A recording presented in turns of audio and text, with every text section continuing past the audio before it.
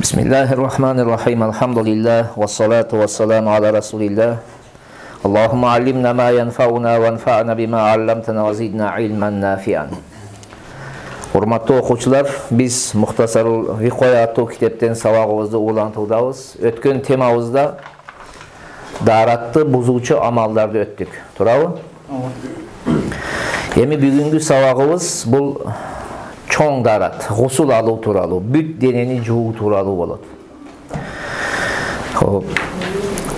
Жууну 9 түргө бөлүнөт.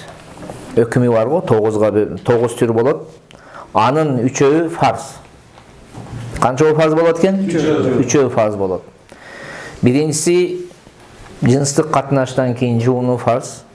Экинчиси аялдын этек кири токтогондон кийин фарз болот. Үчүнчүсү аял төрөгөндөн кийин нифас деген кан көрөт. Мына ошол кандан кийин жууну эмне болот экен? Фарз болот. Түшүнүктүбү? 4 түрү сүннөт болот. Ал төмөндө китептерибизде дагы келет. Бул жума намазга жууну баруу, айт намаздарына жууну баруу, Арафа тоуна ажылыкка барган кезде Арафа деген тоо бар. Мына ошол тоого жууну баруу жана эмнеде? Ихрам кийүүнүн астында жууну. Түшүнүктүбү? Анын бири важип болот. Канча болду азыр? 7 болду. Бири эмне экен? Важип дейт. Важип дегени кайсыл десеңиз, жанагы өлүктү жуу деп коет. Таксырым. Өлүктү жууду не деп коет экендер? Өкүмүнү важип деп коет. Хоп. Ана калганы мустахаб болот. Калган түрү 9-түр мустахаб. Бул түргө өтө көп нерсе кирип кетет да. Мисалыга bir капыр адам жаш менен балагатка жетсе, жашы менен балагатка жетип исламды кабыл кылса да. Түшүнүңүзбү? Жашы менен балагатка жунуп эмес да, гусул милдет болгон эмес, мындай жынстык катнаш болгон эмес, бел суу чыккан эмес. Жөн эле жаш менен балагатка жатып исламды кабыл кылса, мына ошол кишиге жууну не болот экен? Мустахаб болот. Мисал, бул бир мисал. Мындайлар көп таксыр. Түшүнүңүздөр да. Кыскасы 9 бөлүккө бөлдүк, туурабы? 3-өө фарз, 4-өө сүннөт, бири важип, бири мустахаб, бирок мустахабтын түрү не экен? Көп болот. Эми китептин жазуучусунун немесиге келели, кайра ибарасына. Китептин жазуучусу эмне дейт? Ва фардул гусли гаслу фамихи ва анфихи ва куллил бадани. Гусулдун фарзы оозун, мурдун жана бүт денесин жуу дейт. Денесин толук башынан таманына чейин жуу дейт. Жуунун парзы таксыларым. Жуунун парзы. Суу жеткирүү мүмкүн болгон бардык жерге сууду жеткирүү керек. Мындайча айтканда, башкача айтканда, дененин сырты деп айтылган, шариатта дененин сырткы органы деп айтылган кайсыл жерге сен сууду жеткире аласың, ошол жерге, ошол мүчөгө сууду жеткиришиң керек. Ошол фарз. Эгерде ошол денесин сырты деп аталган жерлерден кыпындай кичинекей кургак орун калып калса, сен гусулуң өтпөй калат. Дурус болбой калат да. Түшүнүңүзбү? Дененин сырты дейилген мүчөлөр бар го, мисалы, кайсы жерге суу доступный, сен ал жерге сууду агызып жеткире аласың. Ошол жерлерге сөзсүз суу не болуш керек, таксырым? Жетиш керек. Мисалыга киндиктин ичине суу жеткириш. Бул үйрөтүү үчүн да, бул таалимде уяты болбойт. Үйрөнүп алышыбыз керек. Аялдын мүчөсүнүн сырткы катмарына суу жеткириш. Ал 2 кабат болот. Ошол биринчи кабатында суу жетиш керек ошол жерге. Ал сырт болуп эсептелет. Эгерде сүннөткө отургузулбаган эркектер болсо, ал тери неменин уят мүчөнүн башына капындай неме болот да, курча болот да, туурабы? Ороп алат. Аны ачып туруп ошол жерге суу тийгизиш керек. Түшүнүп атасыңарбы? Сүннөткө отургузулбагандан тери келет да, мындай башына мындай тосуп калат. Ага суу кирбейт. Ошону да терини тартып, ошонун ичине суу киргизиш керек. Болбосо гусул өтпөй калат. Түшүнүктүбү? Себеби ал дененин сырты деп аталат. Гусул темасында ал эмне экен? Дененин сырты болуп эсептелет. Мисалыга дагы эмне дейин? Мурдуңуздун ичинде эгерде жанагы кири катып калган болсо, анын астыга суу киргизиш керек, тийгизиш керек болуп калат. Ошон үчүн бул өтө назик маселелер таксыларын. Сакалдын астына, сакал коюу сакал болсо дагы түйүнө чейин суу жеткириш керек болот гусул алган кезде. Даратаганда бир риваятта мас тартабыз, бир риваятта сыртыны жууп коебуз дедик, а? Бирок гусул алган кезде анын түйүнө суу жеткирүү мойнуңузга милдет. Каштарыңыз мындан кылып суу жеткириш милдет болуп калат. Чачтарыңыздын түйүнө суу жеткириш керек болуп калат. Ар бир немесине да. Кылына бар го, ар бир кылына суу жеткиришиңиз керек. Ошон үчүн кыскасы азыр китептин жазуучусу 3кө бөлүп айтты. Негизинен ошол дененин сырты деп эсептелген мүчөгө экен башынан аягыңызга чейин, бутуңузга чейин. Кайсыл жер дененин сырты деп аталса, бардыгына суу жеткириш керек болот. Мына ошол себептен эгерде аялдар камыр кылат да көбүнчө. Камыр кылган кезде тырмактардын астында неме калып калса, камыр калып кеткен болсо гусул алса гусул өтпөй калат. Тиштериңиз оюк болуп, ичинде мисалга мындай ортолору ачык болуп дейли. Ичинде тамак калып кетсе, кеде тамак бекилип калат го, мындай этпет бир нерсе. Ошол тамак калып кете турган болсо, ошондо гусул толук болобу болбойбу, ошол жерге суу жеттиби жетпедиби дегенде алымдар эки пикирди айтат да. Эгерде тишиңиздин немесинде, тешигинде жанагындай немелер калып кетсе, этпет, нампан бирдеке тыгылып калган болсо, ошого карабастан жуунсаңыз, эми сиздин гусулуңуз өттүбү, өтпөдүбү деген маселеде алымдарыбыз эки көз карашта. Кээ бир алымдардын көз карашы боюнча гусул толук болуп эсептелет дейт.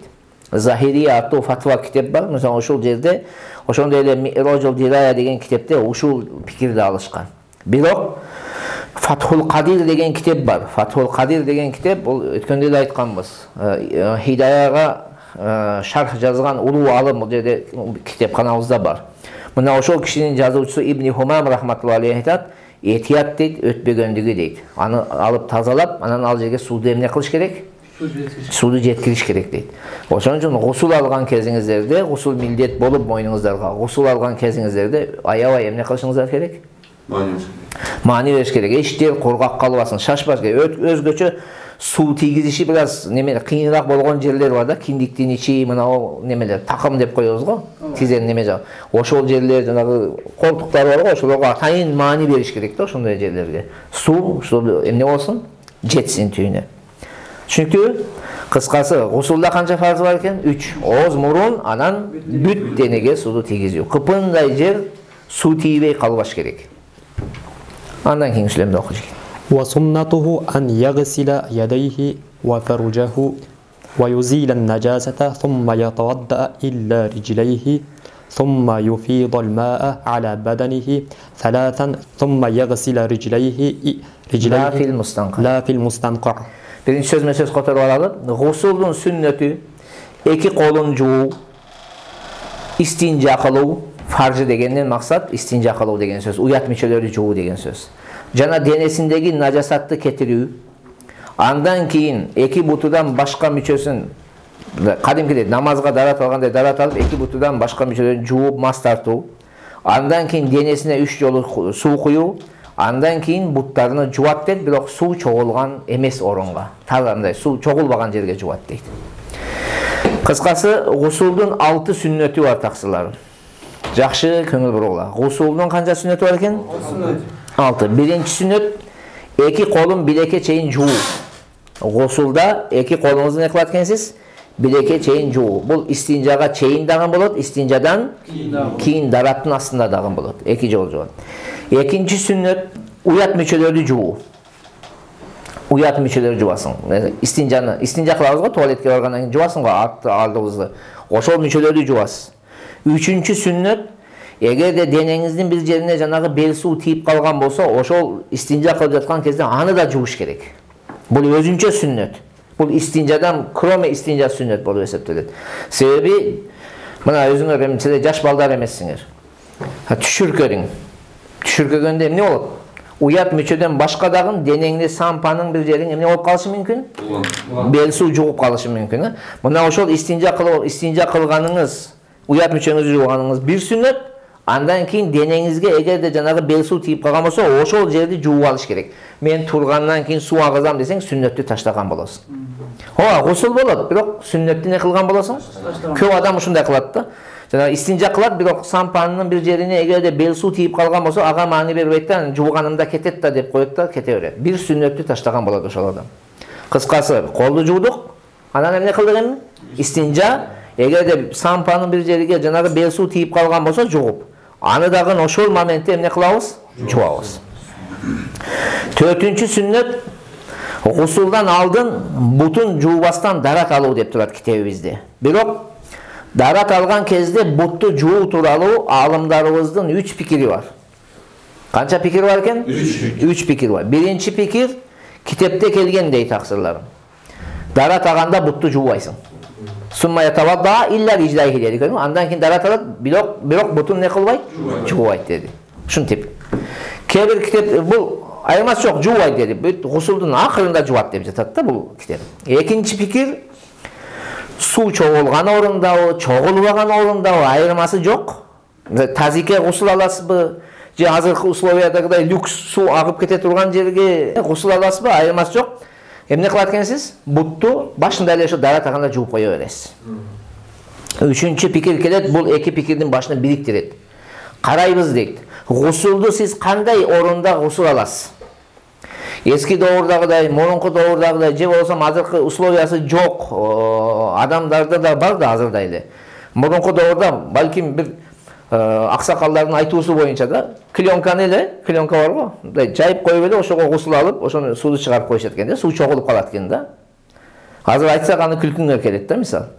Ал доорда уже неме болгон. Гусул алуудун ваннасы тазик болгон да. Тазик. Түшүнөсүңөр да. Биринге тазик дейсиңер, биринге тагара дейсиңер. Тагара десем азыр башкача түшүнүп калышыңар мүмкүн. Ал тарелканы айтышат. Ошон үчүн диалегиңиздерге жараша эмне кылгыла? Түшүнүп алгыла. Кээ бир адамдар тазик дейт, кээ бирлер тагара деп коет. Ким кандай түшүнсө түшүнүп алсын. Түшүнүңөр да? Кыскасы ал кезде ошол ванна ошол болгон да, душ. Эми ал жерде эмне болот суу? Топтолот. Сен эми дарат аган кезде бутуңду жуусаң эмне болот? Кайра эле ошол булганган немеге, сууга бутуңду койгон болосуң. Ошол себептен ошондой жерде гусул атылган болсо, анда дарат аган кезде бутун жуубайт дейт. Бирок эгер таштын үстүнө чыгып алса, же лаух, тактайлар бар го банияларда, астыга такта коюп коюшат. Жер неме, анан үстүндө тактасы бар. Андай жерлер болсо, же азыркы биздин мынау душтардай дароо эле суу агып кете турган болсо, анда дарат аганда бутту жуат дейт. Мына ушул пикир жакшы. Түшүнүңүздөр, карайсың, акыбалыңарга жараша иш кыласыңар да. Кайда гусул алып жатасыз, ошого жараша чечим чыгарасыз. Бизде кандай экен биздин сүннөтүбүз? Я, дарат аганда бутту жуабыз таксыр. Мафхумбу? Я. Бешинчи сүннөт таксыр. Гусулда денесине 3 жолу суу куюу. Дене башыңыздан аягына чейин 3 жолу сууду эмне кыласыз? Куюу дагы сүннөт амалдардан. Ошол денеге суу куюуда Ханафи аалымдарынын 3 пикир айтканда кантип куюш керек. Эми биздин доорда таксыларым. Көбүнчө жанагы немелерде мындай жасап коюшканда атса эле башынан куйула берет ал. Бирок мындайлардачы. Мындай колуң менен өзүң эки жакка жылдырып, же болсо чөмүч менен куюп жууна турган болсоңчу. Мына ушуга тиешелүү маселе да. Түшүнүктүбү? Кээ бир адамдардын көз карашы боюнча биринчи дейт, оң ийнине 3 жолу куят, оң ийниден. Экинчи, анан сол ийнине куят дейт, анан 3 жолу не кылат? Башынан куят дейт. Канча болду жонда? 3 жолу, 3 жолу, 3 жолу. Эми 3 жолу да, жалпы 3 жолу эле да. Экинчи пикир. Биринчи оң ийнине, анан башына, анан сол ийинге куят дейт. Мындай кетет дейт да. Түшүнүктү, катары менен. Үчүнчү пикир келет, биринчи башына куят, анан оң ийнине, анан сол ийнине куят. Мына Мухтасарул Кудри, Бахру Роиқ, Хидая, Гуниятул Мусалли деген китептерде мына ушул пикирди тандаганда таксырым. Биринчи кайдан баштайт экенбиз? Баш, анан оң, анан сол таксырым. Түшүнүктүбү? Я. Андан кийин денесине 3 жолу суу куят дедик, туурабы? Деп деген сөздү айтты. Сума юфидал ма'ала баданихи саласан деди. Денесине 3 жолу суу куят. Бул сүйлөмдө китептин жазуучусу 3 нерсеге ишара кылган. Мен өткөндө айттым, булардын айткан сөздөрүнүн ар бир сөзүнүн ичинде сөз бар таксырлар. Булар ушунчалык улуу аалымдар, булар өздөрүнүн деңгээлдеги адамдарга китеп жазганда, бизге окшогонго эмес. Биз изилдеп чукулап башка жерден карабайынча булардын жазган сөздөрүнүн не максаты бар, түпкүрү, эмнени айтмакчы, биз түшүнө албайбыз да. Себеби булар өздөрүнүн деңгээлде жазгандыктан муну окуган адамдар өздөрү бири-бирине түшүнүп жүрө берген да. Түшүнүктүрбү? Ошончо бул чоң алым болгон, ошол чоң алымдардын деңгээлде китеп жазылган. Кыска кылып жазган, чоң алымдар мунун эмне деп жазгандыгын билет уже, маанисине Барат да. А бизге азыр ушундай айтып койду. Сууду куят экен деп койдук. Болду. Башкасын билбейбиз да ичинде эмне бар. Мында не максат? Кыскасы ушул сүйлөмдө эмнеге ишара бар дейт? 3 нерсеге ишарат бар. Биринчи ишарат дейт, дарат менен денеге суу куюунун ортосунда тартиптин сүннөт экендигине. Чүнкү дарат алуу менен денеге суу куясыз го, ошол экөөнүн ортосундагы сүннөт бар. Бизде көп адам силер эле ооз мурунга суу алат да гусулга кирип кетет да, денесин жуат. Ошо бир сүннөттү эмне кылды? Таштады. Бул түшүнүктүү. Экинчи ишарат. Даратта ооз жана мурунга суу алгандыктан денеге суу куйганда кайра ооз мурунга суу алуунун кажети жок.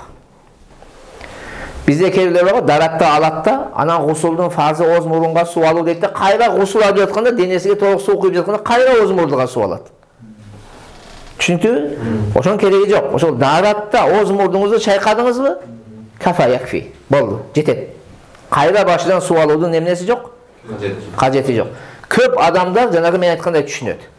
Даратта ооз мурунга суу алат, бирок гусул алайын дегенде гусулдун фарзы ооз мурунга суу алуу да дейт да, кайра башынан алат. Кажети жок ошол нерсенин. Мафхум? Үчүнчү ишарат, сууну агызуу сүннөт экендигинде. Сууду агызыш керек таксы. Жанагы биз азыр куюп агызып атпайбызбы? Куюу керек да сууду. Сууду куюп денеге агызыш керек. Эгер ошондуктан эгерде көлдөгү сууга барго, гусул алсаңыз, көлдөгү сууга, суу көл токтоп турат да. Сууга гусул алсаңыз, караңыз. Денесине барго сууну агызбаса сүннөттү таштаган болот. Гусул аткарылат, бирок сүннөттү таштаган болот. Түшүнүктүбү? Бирок агып жаткан суугачы жуунсаңызчы. Агын сууга, каналга мисалы, же көл бар, бассейн бuyagdan келет, buyagdan чыгып кетет. Ошондой жерге жуунсаңызчы. Анда ошол 3 жолу жууна турган мөөнөтчө суудун ичинде сүзүп турсаңыз, сууду денеңизге агызганын өкүмүнө алат, сүннөттү аткарганын өкүмүнө алат. Түшүндүңүздөрбү? Кош. Андан кийин дедик. Не деди? Сумма ягсилу rijlaihi la fil mustanqai. Андан кийин эки бутуну суу чогулуп алган орунга жууйт. Жанагы айткандай, адатта эки жерге гусул алабыз. Түшүнүңүздөр да? Биринчиси эмне экен? Суу чогула турган орун, экинчиси суу чогулбай турган орун. Суу чогула турган орунга эгер гусул алган болсок, бутту жууган кезде эки ыкманы колдонсок болот. Же такыр эле анын ичинен чыгабыз да таза жерге барып жуабыз.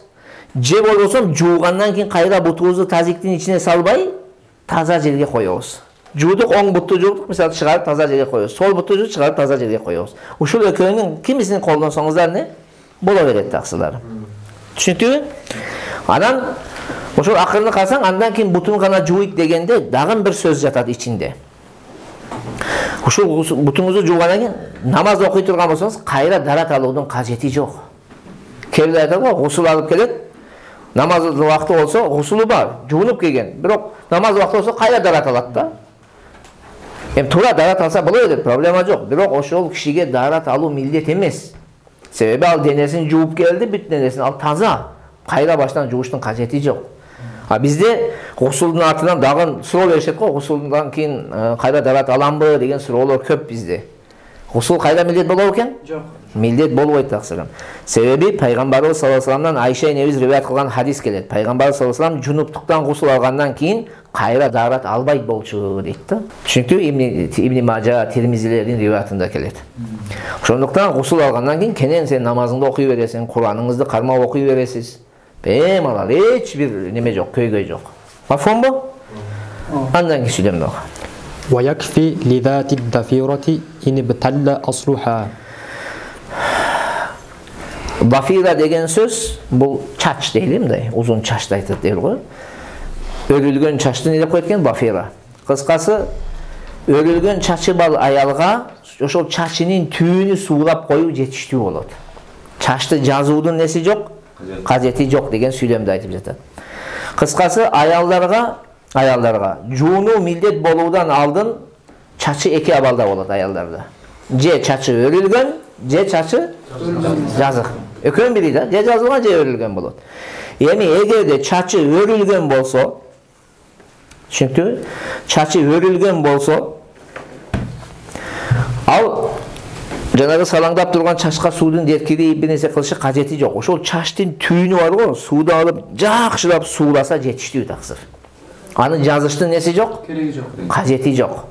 Чүнкү чачын түйүнү бирок кээ бир чачтары бар таксыларым. Кээ бир чач бар аябай коюу болот. Же болсо өтө чачы катуу болот да анын түйүнө суу жеткириш бар го. Өтө кыйын болот. Андай аялдар чачы өрүлгөн болсо да жазыш керек. Себеби анын түйүнө не болбойт? Суу жетпейт. Өттө коюу болсо суу жеткире аласың да. Аялдын эмес, эркектин чачы кичине өсүп кетсе пресс болуп калат да, суу жеткириш өтө кыйын болуп калат таксырым. Аялдыкы дагы вообще кыйын болот. Түшүнүңүздөрбү? Кыскасы, азыр мында чачы өрүлгөн болсо, суулап койсо түйүнө жетиштүү болот деди го. Ал кандай чачка экен? Ошол түйүнө суу жетсе. Аябай коюу болсо, анан катуу болуп пресстелип калган болсо, мындай айтканда, ал аял эмне кылыш керек чачыны? Жазыш керек. Мафумбу? Я. Хоп. Бул көп фатва ушуга берилген. Чачыны өрбөйт, чачын суулап коет. Анан айтайын, кээ бир алымдардын көз карашы боюнча, жанагы өрүлгөн чач бар го, аны суулап сыгып коюу деген дагы айтылган. Бирок фатва ага берилген эмес таксылар. Түшүнүктүбү? Эми экинчи абал кайсыл десе, чачы гусул милдет болуудан мурун жазык таксылар. Өрүлгөн эмес. Анан бул аял не кылат эми? Ар бир талына не кылыш керек? Тал чачка суу жеткириш керек болуп калат. Мунуку бир аз оорлашып кетет. Мафумбу? وموجبه إنزال مني ذي دفق وشهوة عند الانفصال وغيبة ошончо айтам. وموجبه إنزال مني ذي دفق وشهوة عند الانفصال. Гусул алууну милдет кылуучу себептердин бири бел суунун атырылып кумарлануу менен өз ордунан чыгуусу дейт. Зи дафк дегени мындай күч менен атырылып чыгат го. Ошону айтат, шахват дегени кумарлануу менен, рахат алуу менен. Рахат алуу менен ошондой атырылып чыкса, гусул не болот экен? Милдет болот дейт. Кыскасы, эгерде бел суу кумарланбай чыкса, гусул милдет болбойт. Шахват жок болсо, бел суу чыгат, шахват жок бирок. Гусул не болбойт? Биздин мазхабта милдет болбойт таксылар. Бул жанагы оор жумуш кылганда кеп чыгып кетет да. Мындай эч нерсе шахват жок эле, күч келгендиктен не болот адамга? Бел суу өзүнчө эле чыгып кетет. Оор иш кылган адамдарды, жумуш кылган, оор кара жумуш кылган адамдардан сурасаңыздар, балким бири эмес бири айтып берет сиздерге таксыр. Кыскасы, азыр карасаңыз, шахват менен чыкса деди да, кумарлануу менен, рахат алуу менен чыгыш керек. Ошондуктан жанагы шахватсыз эле жөн эле чыгып калса, не болбойт экен гусул? Милдет болбойт. Хоп. Адам карасаңыз, индал инфисал деди, өз ордунан ажырап чыккан кезде деп жатат. Имам Абу Ханифа, Имам Мухаммад менен пикирлештер, Абу Юсуфтун өзүнчө пикири бар ушул маселеде. Имам Абу Ханифа менен Имам Мухаммадтын көз карашы боюнча өз ордунан, өзүнүн капчыгынан чыккан кезде шахват керек. Капчыгы эркектердики неде болот? Я, белинде болот. Туурабы? Аялдардыкы не болот? Көкүрөк жакта болот. Байна сулби ва тароиб деп аятта келет го. Кыскасы, ошол эркектеки ошо белинде капчыгы болот дейли, өзүнүн калтасы бар да, өзүнүн бир орду бар. Мына ошол жерден ажыраганда шахват болсо болду. Бул мүчөдөн чыккан кезде бар го, бер жактан. Уят мүчөдөн сыртка мына бул адамга чыккан кезде шахват барбы, жокпу? Гусул милдет боло берет.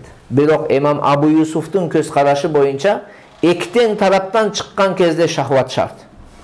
Бул жактан шахват менен келип, бул жактан чыккан кезде шахват токтоп калып, анан акырын чыгып калса, гусул милдет болбойт Абу Юсуфтун көз карашы боюнча.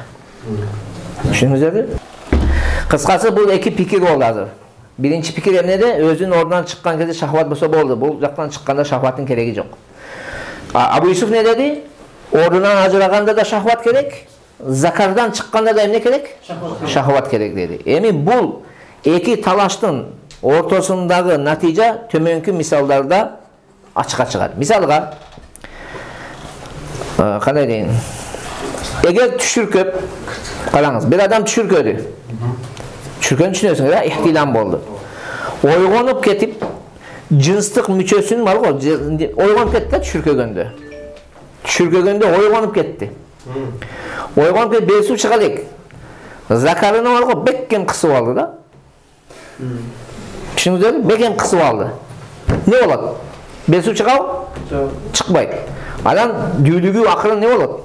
Жок болот, токтойт. Шахват жок, токтойт. Анан кийин шахват токтогондон кийин кое берсең, акырын не болуп чыгып калат? Шахватсыз чыгып калат. Туурабы? Эми ушул моментте Абу Ханифа менен Имам Мухаммаддын көз карашы боюнча гусул эмне болду бул кишиге? Милдет болду. Себеби ордунан чыкканда немен келди ал? Бул жактан чыкканда не болду? Шахватсыз болду. Абу Юсуфтун пикири боюнча гусул милдет болбойт. Неге? Бул жактан чыккан кезде шахват жок, шахватсыз чыгып кетти. Уят мүчөдөн чыкканда шахватсыз чыгып кетти да. Элестеттиңерби? Бул бир мисал. Экинчи мисал. Эгер гусул милдет болгондон кийин кичине уктабай же заара кылбай дароо гусул алды. Айталы, Даниэл шейхке гусул милдет болду, ихтилам болду. Ихтилам болдун артынан эле ойгонуп кетти да. Барып заара пара кылбай, бир аз эки жака жол басбай, мындай кыймыл аракет жасабай, дароо кайда кирип кетти? Душка. Жуунуп чыкты. Жуунуп чыккандан кийин 2 метр жол басканда саркындысы чыкты, бел суунун. Сөзсүз остаткасы чыгат. Түшүндүңүзбү? Бир аз эки жака кыймыл аракет жасап алсаң, бир аз эс алып алсаң, же заара кылып алсаң, остаткасы чыгат. Акырын агып чыгат остаткасы. Эмне болот эми? Гусул алып кайра. Абу Ханифа менен Имам Мухаммаддын көз карашында кайра гусул милдет болот. Себеби ал кайсыл суу ал? Шахват менен башында чыккан суу. Имам Абу Юсуф боюнча милдет болбойт. Себеби бул жактан чыкканда шахват болбой калды. Ошондо Даниэл канча жолу гусул алыш керек болуп калат? 2 жолу гусул алыш керек болуп калат. Түшүнүктүүбү таксыларды? Я.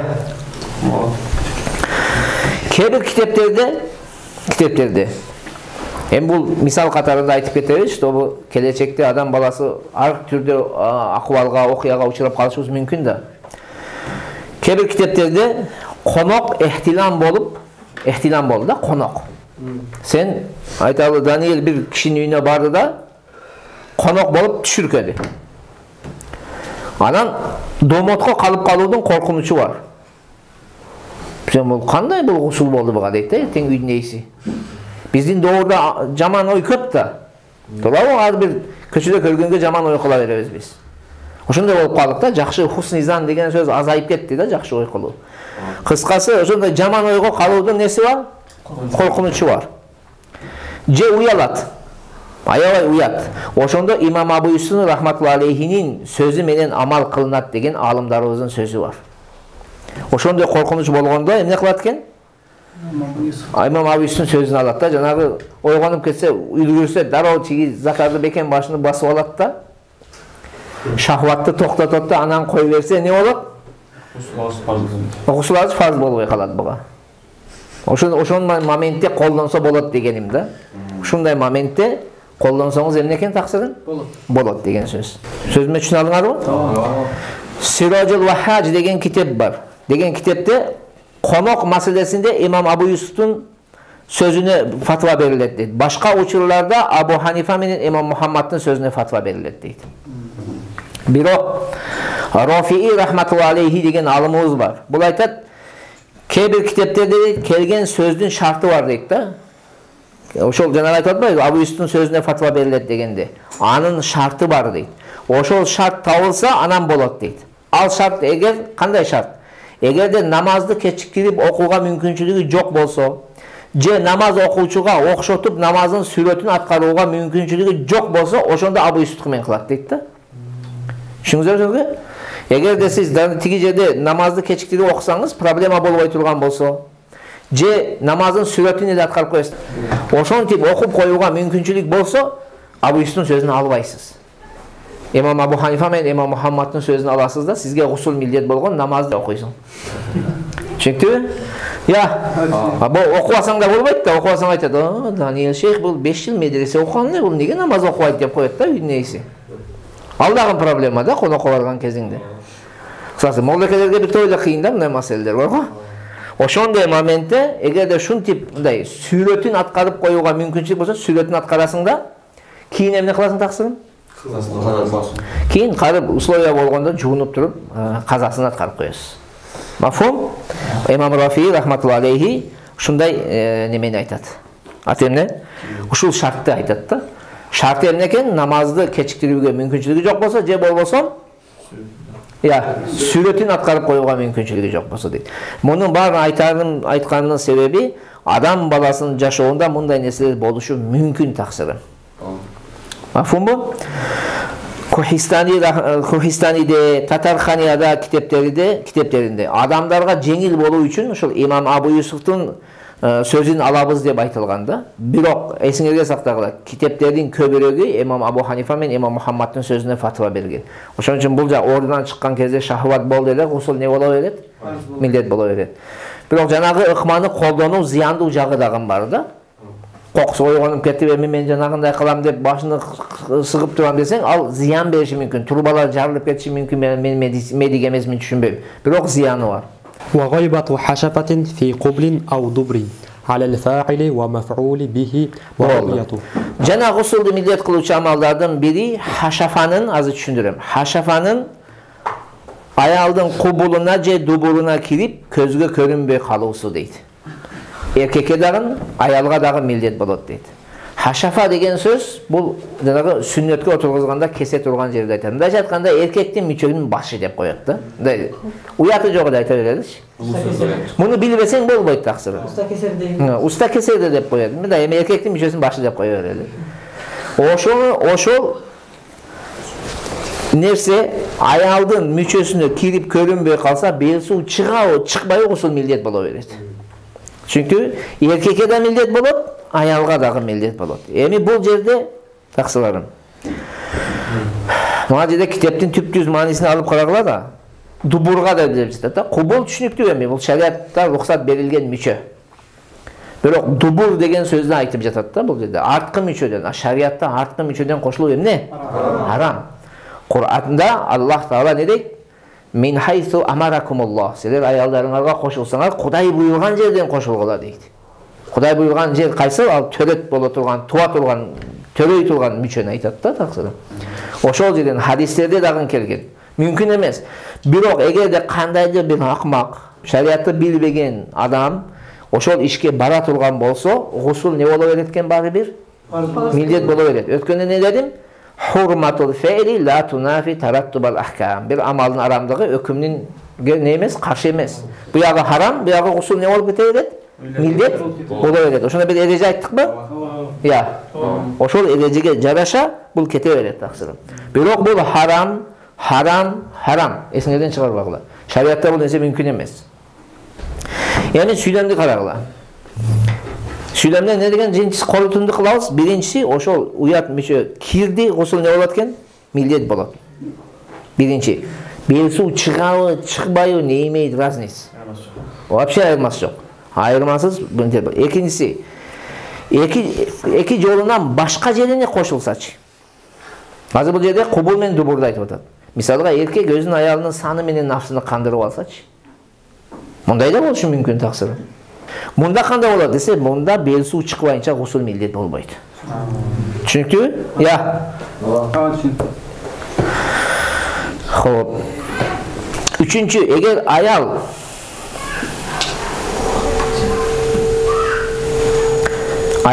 манжасын же манжасы сыяктуу бир мүчө нерсени алдыңкы же арткы жолуна салса, гусул не болбойт экен? Милдет болбойт. Бул деген сөз, бул суроолор көп келет. Кемарой болосуң, артыңыздан айталы неме салып коесуң, свеча салып коесуң. Же аялдардан улам эле неме мындай жатын оруй бергендиктен аларда өзүнчө свечалар бар, ошолорду салып коет. Мен аттарыны билбейм, ал кандай деп аталат, мен аны түшүнбөйм, бирок ошол нерседе гусул не болбойт? Милдет болбойт. Түшүнүктүү? Үчүнчү нерсе, биздин доор өтө фасад доор болду таксырлар. Өтө бузукубуз. Кудайдан мындай жөө качканбыз дейли. Бизде ошондой деп койгон, Кудайдан жөө качкан доор келип калды. Эркегибиз да, аялыбыз дагы Кудайдын өкүмүнө, пайгамбардын сүннөт алып келген бир бактылуулук жашооуна баш ийбеген доорда жашап жатабыз. Бул акыйкатты кабыл кылышыбыз керек. Ооба, айталы 100 киши болсо мейли, оны амал кылат дейли, бирок 90-убуз амал кылбагандарыбыз да чыгышы мүмкүн да. Ошондуктан азыр биздин доорда фасад ушунчалык көбөйдү. аялдар дагы, эркектер дагы мындай жасалма нерселер менен өзүнө кандыра турган ушундай нерселер пайда болуп калды да. Мындай эмне деп коет, мындай чыныгы эркек аял эмес, мындай башкача бир жол менен кандыруу немеси чыгып калды да азыр. Түшүнүктүбү? Жасалма неме менен аял өзүнө кандырат. Эми ошондой нерсе болуп кетсе эмне болот? Эгер аял ошондой ишке барды да, жасалма айталы закар менен өзүнө кандыргысы келди. Ошондо караңыз. Кумарланса, гусул милдет болот. Кумарланбаса, милдет эмес. Ал милдет болуш үчүн сөз эркектин чыныгы, адамдын мүчөсү керек да, ага милдет болуш үчүн. Жасалма менен болбойт таксыр. Жасалма менен качан чындап рахат алса, ошондо милдет болот. Муну айтайын дегеним себеби, бул түнү күн биздин жашообузда болуп жаткан нерселер таксылар. Негизинен өзү сырттан келген нерсени ислам, анан кыргыз элинин салтынын элегине салып, ошол электен өткөрүп, анан кабыл кылыш керек. Технология мейли, телефон иштейт, компьютер иштейт, башкасын иштейт, пайдалуу жагыңызга иштете бериңиз, проблемасы жок. Бирок калган нерселер бар го, аларды биз обязательно каада салтыбыздын ичине салалы. Ошол электен өтсө, мындайча айтканда фильтрация кылалы да, фильтр. Өтсө кабыл кылалы, өтпөсө кабыл кылбашыбыз керек. Чүнкү кыскасы, ал нерсени ошентип кылуу харам, мүмкүн эмес. Ал шариатта харам. Эгерде ошондой кыла турган болсо, эмне экен, рахат албайынча гусул не болбойт? Милдет болбойт. Гусул милдет болсун үчүн чыныгы адамдын мүчөсү ошол жерге кириш керек таксыр. Түшүнүктүбү? Валлаху алам бис-саваб ва илейхил маржа вал мааб. Ушул жерде токтотолу. Аллах таала баарыбызга туура түшүнүк берсин.